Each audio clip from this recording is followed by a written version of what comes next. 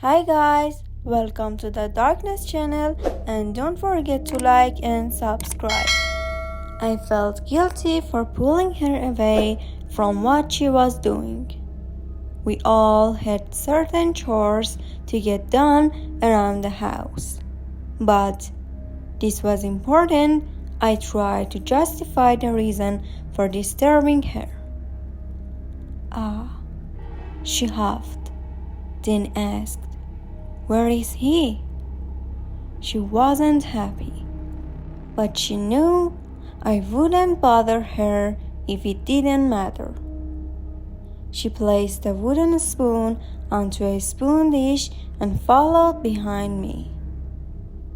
"I don't know what's wrong with him," I babbled, leading her through the house and straight to our parents' room. I could tell she was affected by what she saw. Our brother was standing at the same spot, still in a trance and staring at nothing. Well, it wasn't nothing purse. It was our mother's damn halukah, an elegant dress normally used for wedding or special events. For Christ's sake. This time, though, she was having a full-blown conversation with it. Excited facial expression framed his face and willing hands moving everywhere. You know, the gestures you normally make when you're fully immersed in whatever it was you were trying to explain or answer to. Like before, no one was there in the room. We couldn't hear any other voice but his. That was it. The goosebumps from that traveled throughout my whole body. At first, Fanny had a shocked expression on her face, with a bit of a nudge to her arm. She was startled out of her daze. She looked at me. I nodded in Moikeha's direction. It was obvious to our intrusion on him.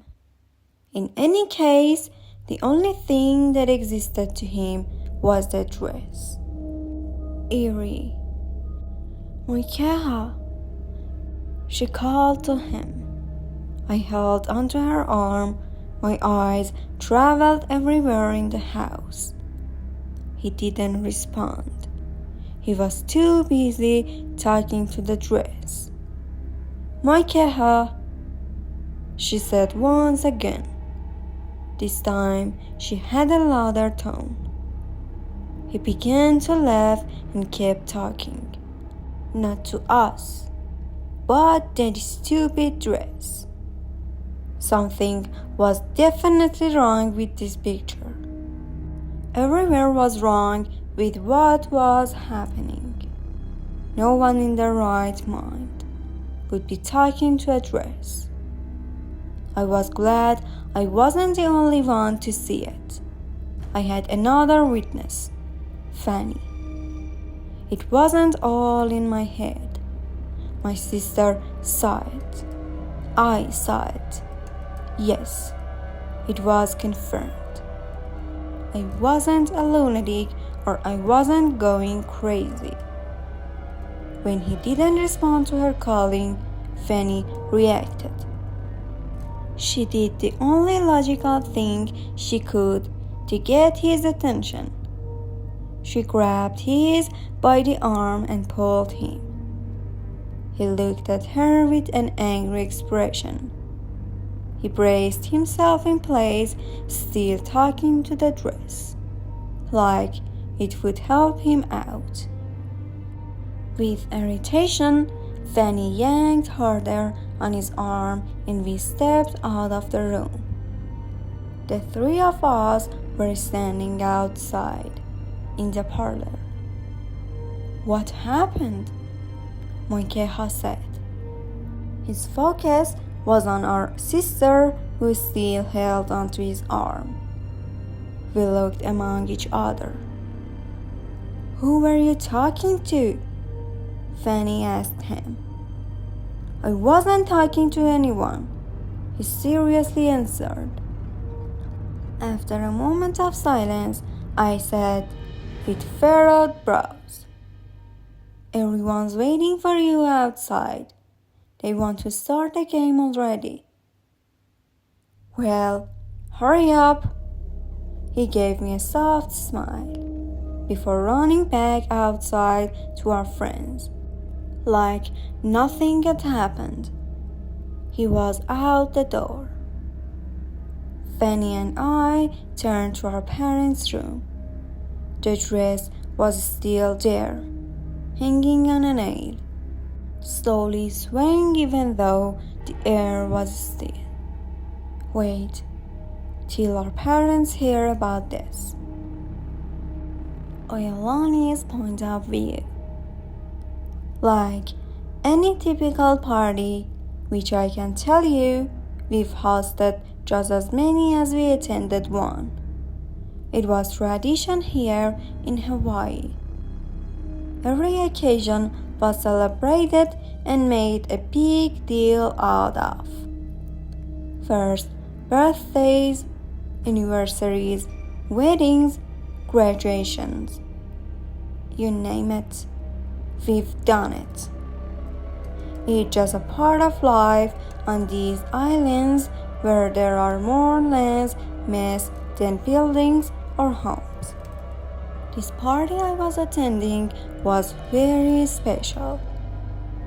I flew back to the island of Hawaii for my parents' surprise 55th wedding anniversary.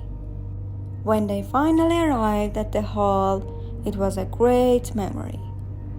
They didn't know it at first, but when their eyes adjusted to the huge 20x20 photos of them and the huge anniversary sign that hung behind the entertainment stage, you should have seen the expression on their face. It was priceless. As hosts, there were guests that needed to be thanked. I did my rounds and expressed my appreciation for their attendance. Normally, I was the shy one, the one who tried desperately to hide in the shadows, trying to keep myself in the back, covering in the darkness areas where lighting didn't exist, especially when my brothers were on stage performing. There was no chance in hell.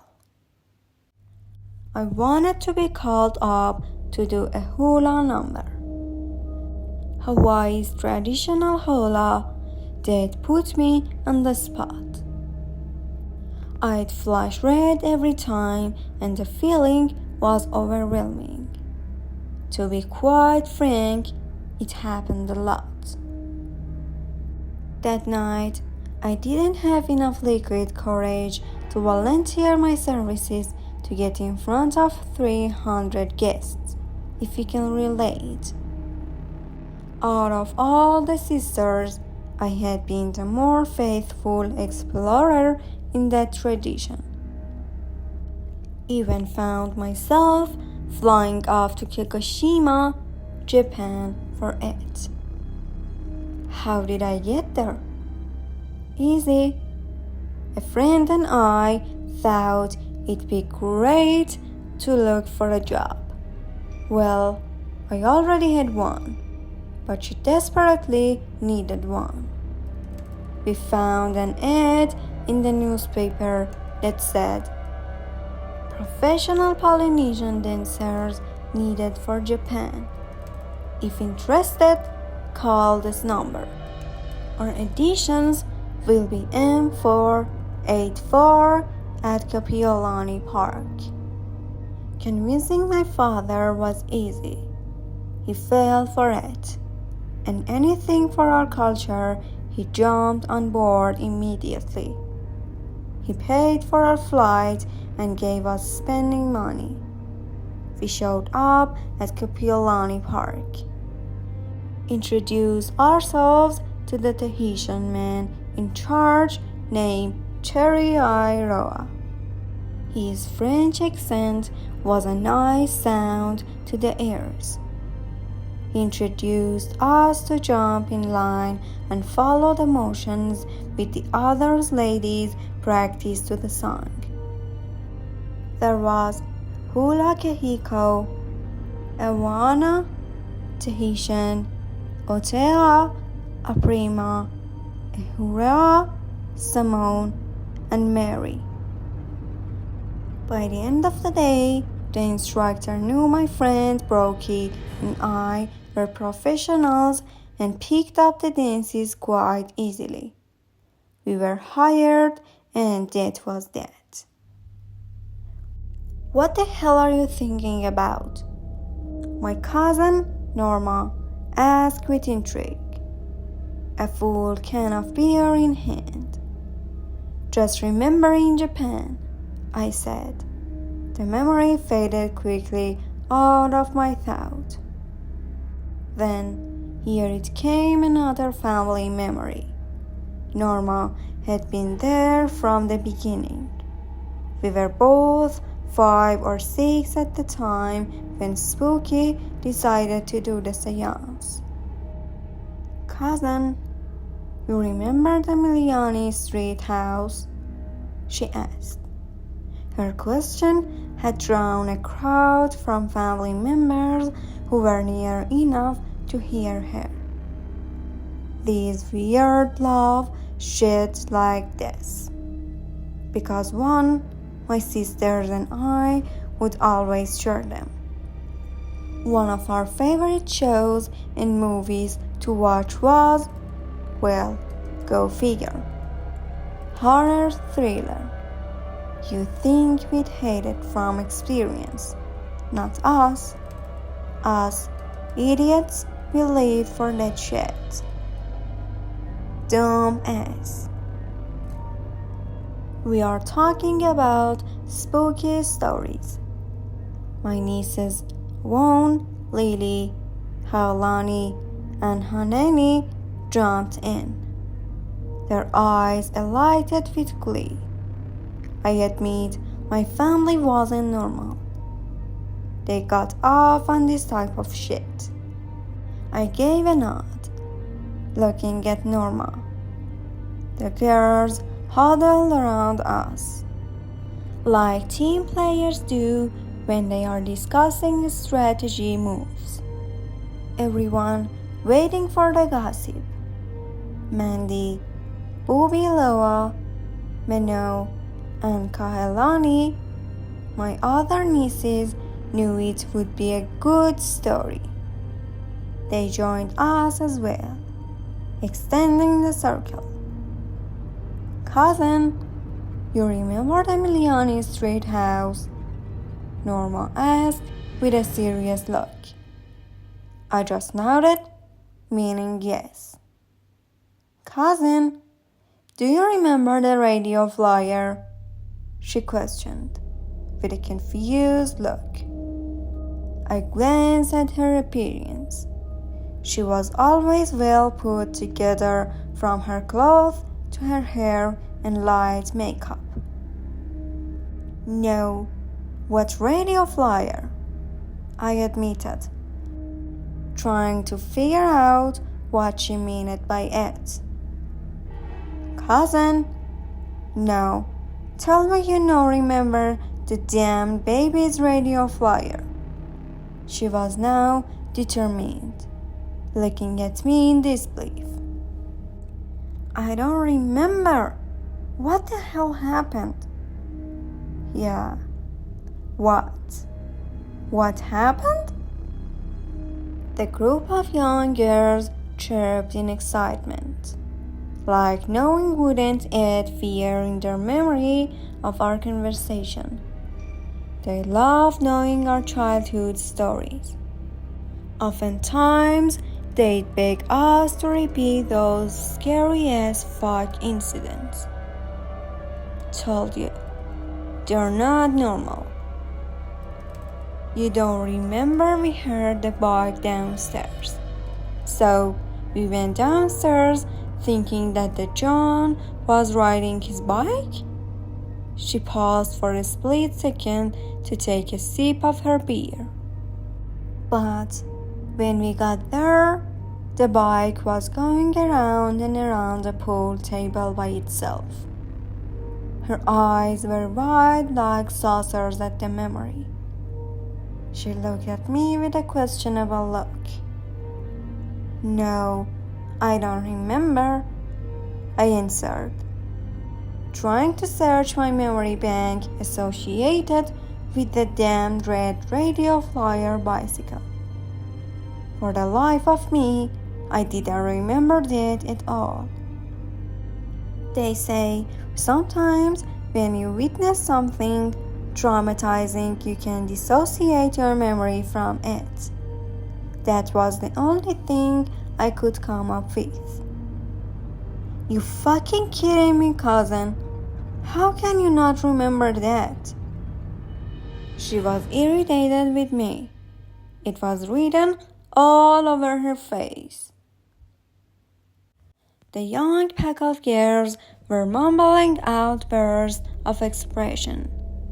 Some were rubbing their arms from getting goosebumps. I couldn't help it. You'd think I would have remembered this. It was very much lighter memory than all the other spooky shit I've witnessed. Till this day, I can't remember it. Although I know, when someone curses you, it makes you sick. It's Hawaiian sickness. This incident was during a time when our family canoe club was named Prince David Kewanana Koa for short. My father was a very strong and wise man for a Hawaiian, Korean, and Chinese descendant. He made a lot of allies and of course a lot of enemies too, along the course of his life. Nonetheless, he was my father and I was proud that he was. He'd have no problem of striking down his enemies if needed be. Well, it was during paddling season when several families were in conflict with ours. They believed that the canoe club and one of our Koa canoes belonged to them. It wasn't. Every day for a whole year, we dedicated ourselves to light the torches that lined the pathways of Waiaka village, giving adequate light for the tourists who stayed there while on vacation for whatever reasons brought them here to the island. The horrible word that spilled from their mouth was so bad that it was towards my father. But because my father's mana, spiritual energy of power and strength, it exists in objects and persons, was too strong. It hit the next person who he was close to, Moikeha. For some reason, there is always one person that a spirit attached themselves to. No one had control over it. In my family, the target was my brother, Moikeha. Now, thinking about it, Moikeha was born on my father's birthday and shared a different connection to him. Moikeha was his special gift. And so, here the story goes. When Moikeha became sick, my parents didn't take it serious at first, thinking it might be just a common cold. They made an appointment, got prescription medicines. It would turn out fine, right? Not in this case. The medicine wouldn't bring down the fever he'd got. Nothing was working at all. He was getting sick to the point of death. He couldn't eat or hold food in his stomach. Something was majorly wrong with him. Something doctors had no answer to. On an ordinary night, Dad was watching TV. Moikeha was close by fast asleep. Out of nowhere, and for no apparent reason, he got up from the holly eye he was on and walked towards the front door. His hands reached for the deadbolt and was about to open the front door of the house when Dad pulled him aside. "What are you doing?" Dad said in his stern voice, holding Hudson in place. "Dad, I got to open the door. Bob's stay outside," he answered. His eyes were gloomy, as if he was still half asleep. "Your brother in his room. He's not outside," came Dad's reply. "No, Daddy. He stay outside and he like me open the door," he said again. "Go check if your brother stay in the room," Dad said to Keopolani. "Dad, Bob's sleeping in his room," Keopolani confirmed when he returned to the parlor. Dad knew of stories where spirits would roam around and convince the young and innocent to coax them. The reason to take the children with them into the spirit world. Having his suspicions, he made sure to keep Moikeha close to him for the night. Thanks for staying till the end. Please subscribe to more stories.